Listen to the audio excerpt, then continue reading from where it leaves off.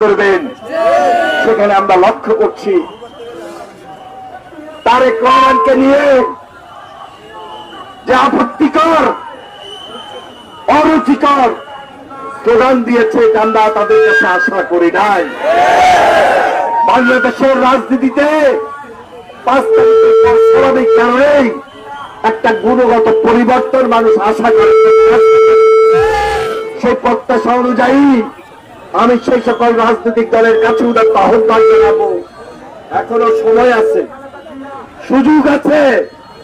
ফ্যাসিস্টের বিরুদ্ধে যেভাবে ঐক্যবদ্ধ ছিলাম, আগামী তো আমাদেরকে ঐক্যবদ্ধ থেকে এই বাংলাদেশকে সেই জায়গায় নিয়ে যেতে হবে যেখানে গণতন্ত্র, যেখানে বাংলাদেশের মানুষ একটা স্বাভাবিক পরিবেশ পায়, স্বাভাবিকভাবে রাজনীতি করতে পারে এবং এই দেশে হাসিনার বিচার, সংস্কার এবং নির্বাচন করার মধ্য দিয়ে মানুষের মুখে হাসি ফুটাতে পারে।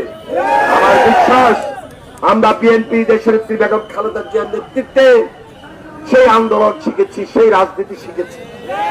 তারেক রহমানের নেতৃত্বে আগামী দিনে আমরা সেই রাজনীতি করে মানুষের পাশে থাকবো, মানুষের পাশে দাঁড়াবো।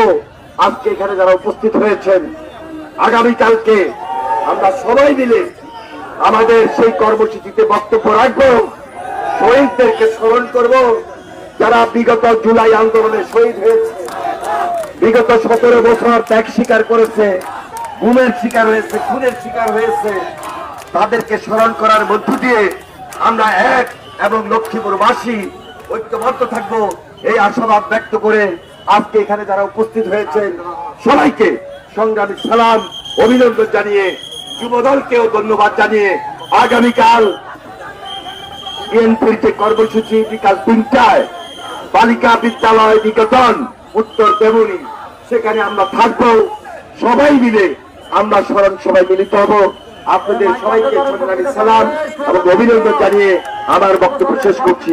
খোদা হাফেজ, বাংলাদেশ জিন্দাবাদ। আজকের কর্মসূচি এখানেই শেষ করা হলো। ধন্যবাদ সবাইকে। আসসালামু আলাইকুম।